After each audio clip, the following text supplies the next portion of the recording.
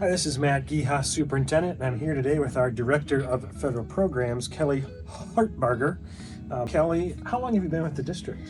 Oh, I've been with the district since 2019. So, as a principal at Holland Elementary School, and then obviously quickly that was the year of COVID. So it changed abruptly in March of that year, 2020, and then I moved into the role of special education coordinator, and now I am the Director of Federal Programs here.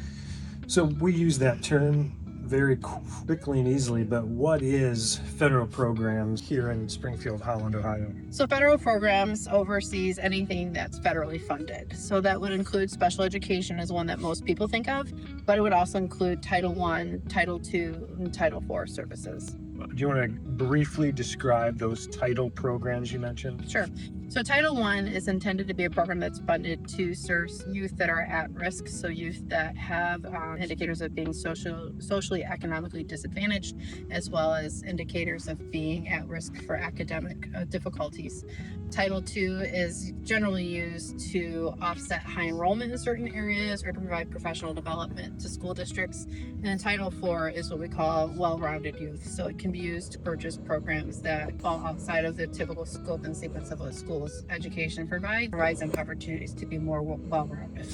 Very cool. So your department is pretty large. Tell us the job titles and the type of people you hire in the federal programs department. Sure. So in the classrooms, you would see that encompass intervention specialists that work with students with disabilities. That's probably the biggest group. We also hire board certified behavior analysis. So we have two of those that work with our students that have a lot of behavioral needs, and they analyze data and create unique individualized plans for them. Intervention specialists, I'd mentioned those. Behavioral techs, paraprofessionals, some different types of interventionists. So quite a few of them. How about service providers? Oh, so speech and language pathologists, occupational therapists, physical therapists. We have visual specialists. We have audiologists that we hire through the ESC. Gosh, I could probably go on. It's really hard to come up with an exhaustive list off the top of my head. Thanks for not using the acronyms because there's a lot of them. Sure. First in education, but then specifically when you talk about taking care of all the different kinds of kids that your department does. So what are some of the children that your department takes care of? I'm trying to say it the most respectful way, but what are some of the identifications of children that you take care of on a daily basis? Sure. So I think the ones that most people are familiar with would be students who have specific learning disabilities. So they might just have an area academically that they struggle with. So they might have difficulty with reading or with math.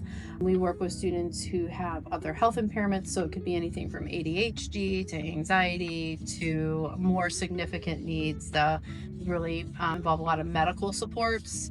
We have students who have autism. We have students who have some emotional needs. So there's a wide variety of students who have different kinds of services. So some of them are sitting in the classroom every day, getting the help that they need from a teacher or from an aide, or maybe even nobody that the students can visually see, but they might be meeting with somebody outside of that classroom for a little bit, but they're spending a lot of their time in the classroom next to all the other students every day.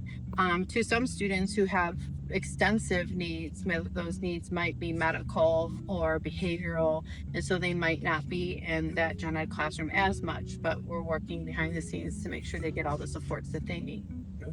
What kind of equipment do you purchase or oversee in your department that's used across the district? Oh gosh, a lot of different things. Anything from low-tech technology like slant boards, fidgets, different kinds of grips for pencils or pens, adaptive scissors, so those kind of low-tech things that just help a student to be able to cut or to write or to engage in the curriculum a little bit easier, to much more involved technology, assistive technology devices. So students who are nonverbal and can't speak with their voice, we do purchase devices to assist with that. We have different kinds of physical therapy tools, standers to help students who aren't able to stand on their own stand in the classroom, students who need to be lifted, to be assisted in the bathroom. So it's even just at Holland has a chairlift so the students can go up and down the steps who have wheelchairs. So there's a lot of different equipment we use. Very cool. Is it true that you work outside of our boundaries too, taking care of kids? Yep. So I spend a lot of my time working with the students who do not attend Springfield schools physically. So they all live within Springfield schools, but I spend a lot of time working with our non-public schools. So St. John's, St. Joan of Arc, a lot of New Horizons. We spend quite a bit of time there, as well as our staff. So the school psychologist in Springfield schools is responsible for evaluating all students that attend St. John's, St. Joan of Arc, New Horizons, regardless if those are Springfield students. So our school psychs do all the reevals for any student that attends those schools. They could be a Toledo Public School student, they could be a Swanton student, doesn't matter where they live, but we have to do all of their evaluations. Same thing with our speech pathologists, our occupational therapists. So anytime a student is up for evaluation, Springfield Schools has to do those evaluations for the students that go to school inside our district boundaries. And then our intervention specialists have to write all the IEPs for those students. So we sit, and myself and Mrs. Bergman, the special ed coordinator, we spend a lot of time sitting in those meetings as well during the week. I'd say probably at least a full day every work week. Are there trainings that you provide that are essentially required for people that work in your department, and what are those? So we provide general training every year to all the intervention specialists on IEP compliance. So next year will be a big year for us because we'll be getting new documents that we have to use. So that'll always be a big training year when we redo those. We also provide training in UCARU, which is a crisis response, and also crisis CPI. So these are programs that we provide to a lot of our intervention specialists that teach them how to de-escalate students who are becoming emotionally escalated, how to respond or how to work with students that have trauma impacting their behaviors. So we do those every year for all of the teachers as well as all of the aides that work in our district. How often are you working with and consulting with other schools that have some of the same challenges that we have here in Holland?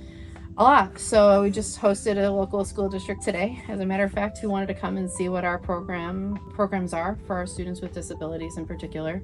I'll be hosting a meeting here at the end of the year for all the directors locally. So they come here and we spend a lot of time talking about what each district provides. So we do a lot of consultation and collaboration with our local districts. Great, thank you. Now, I know the job you do, and to be able to sit down for even a half hour, this is not easy with the calendar you have, the classrooms you oversee, you oversee. So thank you very much for taking the time to just share what you do so people get an idea what happens outside of a typical classroom and the things the school system provides all of our kids, whether you can see it or not, with the help that they might need. So I'd like to thank Kelly again for sitting down to share the Department of Federal Programs within Springfield. We look forward to seeing you again with on department and what they do here in Holland. Have a good day.